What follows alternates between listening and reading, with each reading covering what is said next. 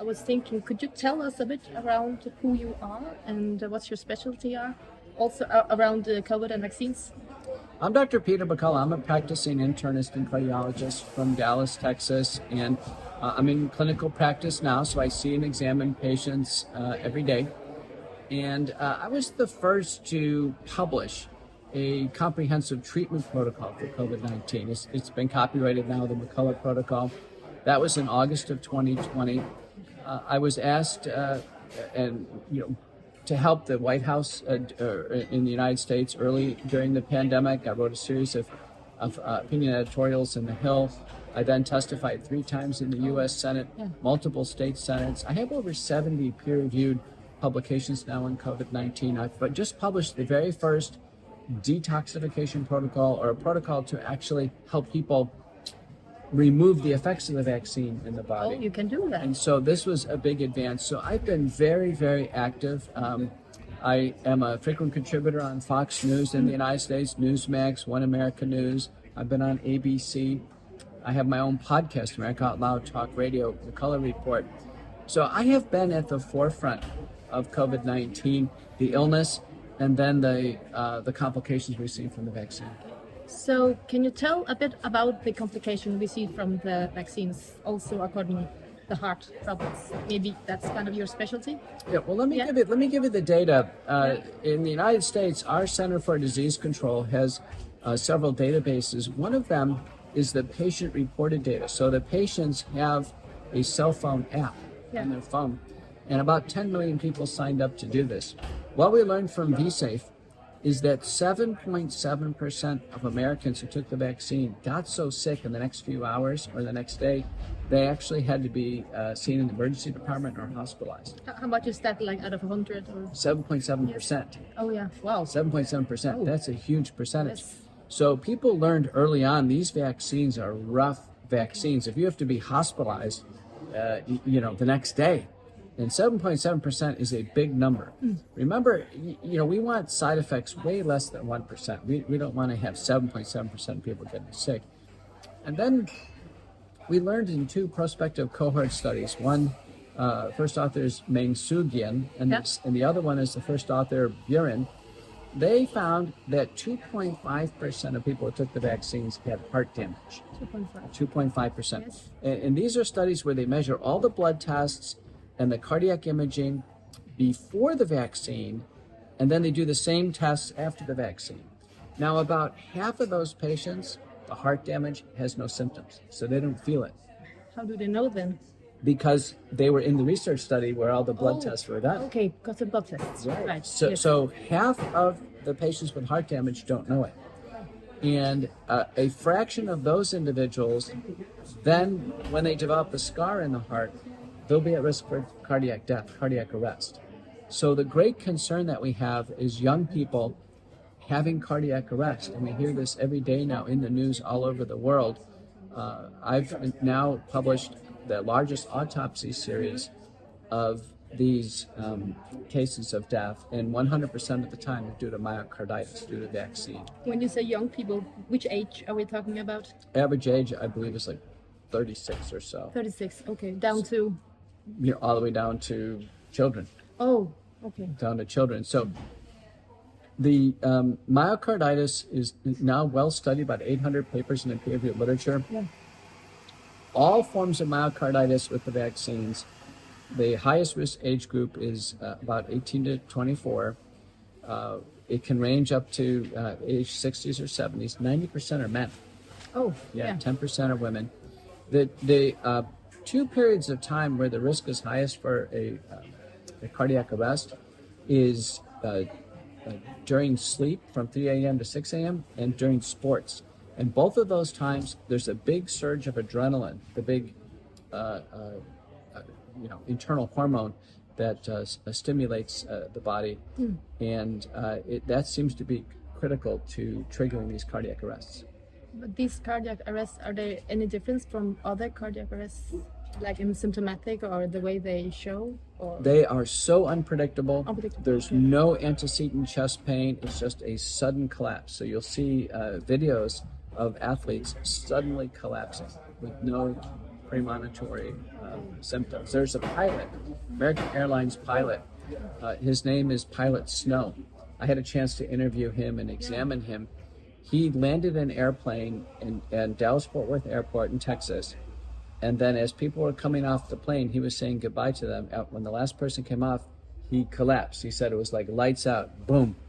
And they tried to do CPR the best they could. They were lucky because they called the emergency services, paramedics, and they came right away. They shocked him 3 times, and they were able to save him. He ultimately survived, and he made a video. He said, "This is what the vaccine did to me." And do you know his age? Do you remember? The pilot Snow is probably about 65. And most of the pilots have gotten vaccinated, right? They Right. have. Right. Yeah. Is So- that a concern? It's very much a concern. There have been many cases of pilots having cardiac arrests while they're trying to fly the plane, and the co-pilot has to fly the plane. Okay. There's recently a young man was flying an Army helicopter. He had a cardiac arrest, and then they had to pull him off and have somebody else land the helicopter, and then he needed CPR and to be shocked. So what we've learned is because the vaccines cause cardiac arrest, they are very unsafe.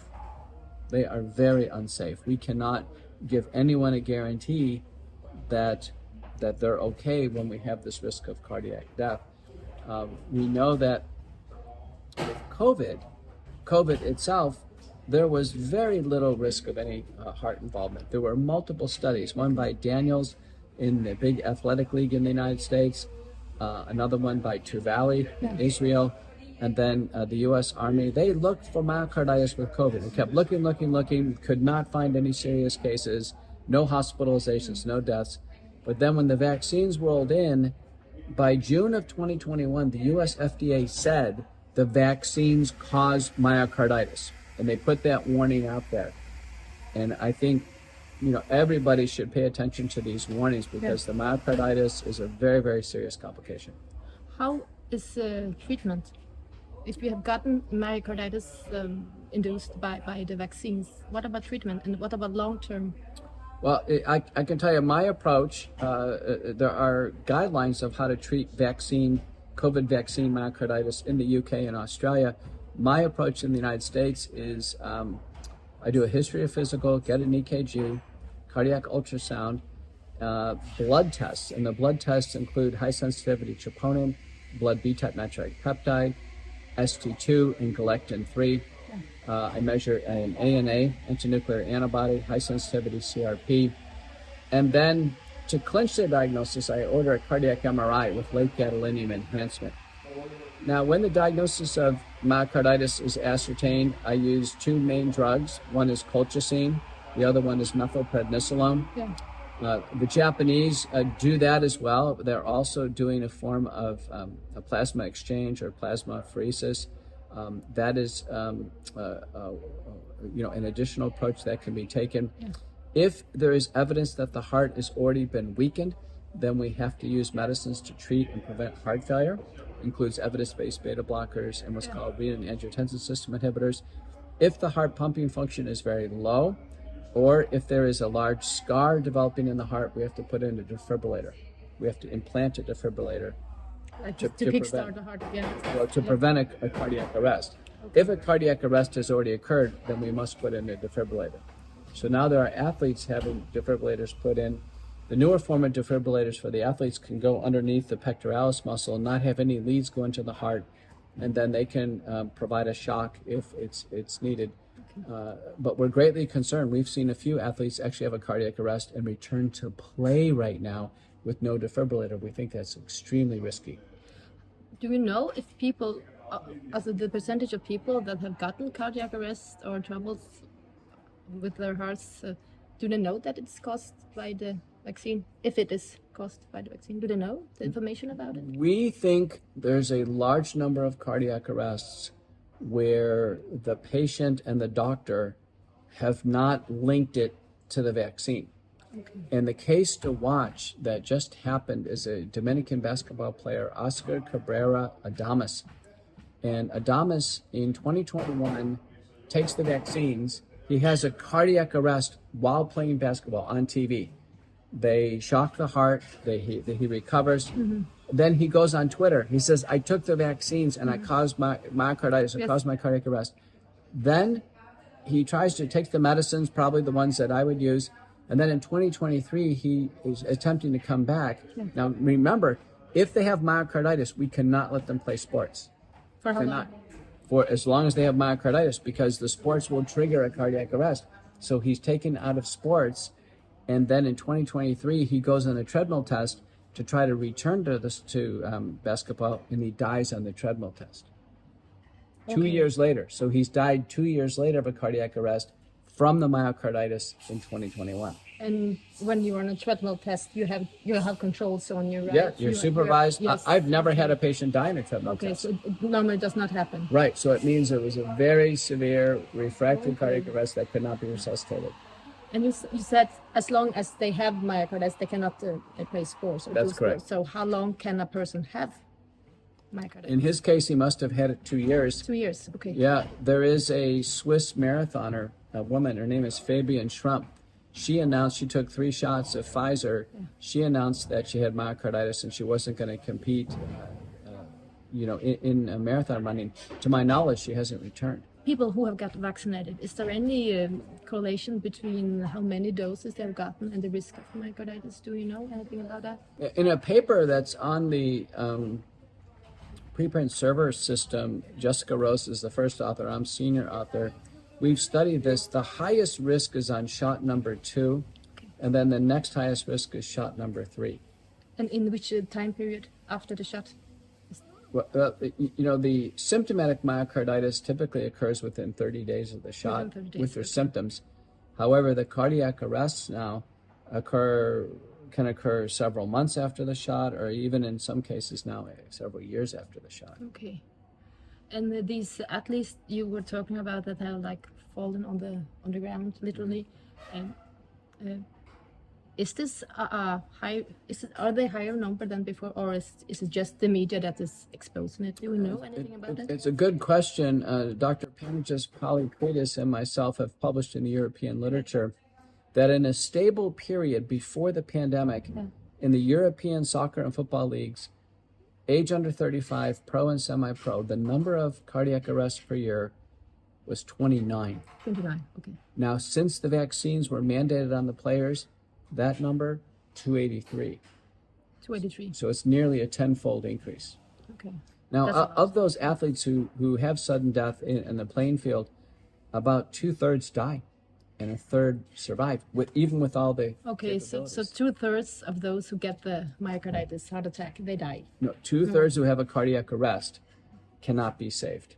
Okay. Is there anything called a mild case of Yes. myocarditis? There's many cases of myocarditis, and there's some inflammation of the lining around the heart called myopericarditis, which is minimally symptomatic, does not result in heart failure or any arrhythmias. We're able to treat it with prednisone, colchicine, watch patients carefully, and have them recover. It's been my experience that the MRIs can normalize, but the percent of the heart involved has to be small. Of the left ventricle, the major pumping chamber of the heart, a large area of inflammation is considered more than 15% of the left ventricle. So if I see cases that are 2 or 3 or 5 or 6 or 7%, those have a good chance of going back to normal. Jenna Schauer in the Journal of Pediatrics has published 2 papers in children, and she's reporting areas in children of 20 and 30% damage to the ventricle, and I'm very worried about those kids. So the people who have gotten heart damage from the vaccines, do you know how is the long-term prognosis for a normal functioning heart or a not normal functioning heart? Do you know how long what's the time schedule for the heart to recover, if it recovers? The vast majority of myocarditis patients due to the vaccine, and the COVID-19 vaccine is the major cause of myocarditis now in the world. It is? Yes. What's the second most? Before that, it was very rare. It could be caused by parvovirus, Koppseting virus, or idiopathic giant cell myocarditis, but it's very rare. For instance, before COVID-19, in a paper by Aurelio from Finland, the rate of myocarditis before COVID, the pandemic, was 4 cases per million per year.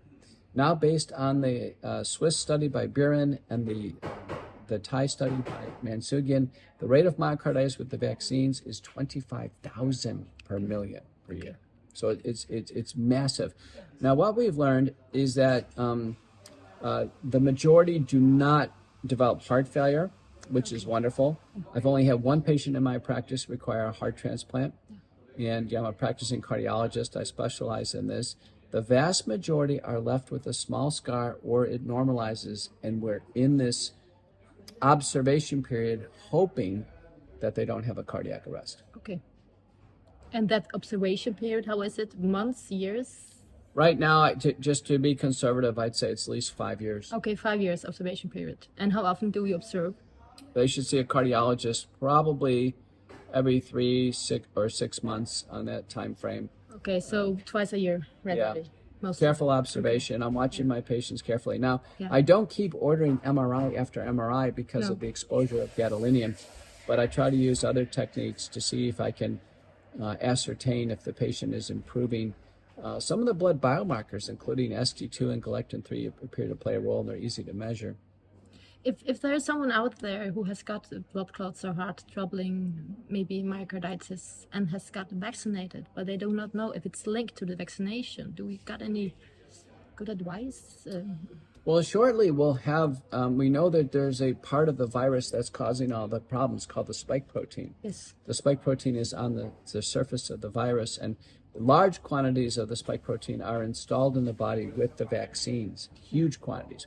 So soon we'll have a blood test where we'll directly be able to measure the spike protein in the blood. With a blood test? Yes. And is that a special blood test? Or? Well, it's going to be one widely available. One of the companies is bringing it forward is in Vitrogen. Okay. So we're looking forward to that. Right now, we indirectly infer the quantity of spike protein by measuring the quantitative antibodies against the spike protein and the nucleocapsid. We can derive multiple measures of spike protein activity in the body. We measure the D-dimer level, which is indirectly related to the spike protein. D-dimer is a measure of a blood coagulation. But any patient who is in their usual state of health, and now they've developed a blood clot or myocarditis, we should be conservative, and we should ascribe it to the vaccine until proven otherwise. Yes. Because the vaccines are proven to cause heart damage, cause blood clots, cause stroke and neurologic damage, Guillain-Barré syndrome, and then immunologic abnormalities. So we should be clear on this. This is a novel genetic vaccine, and in medicine, we're always conservative. If something's new, we should be conservative and actually blame the vaccine because it's the new factor that's out there. Yeah.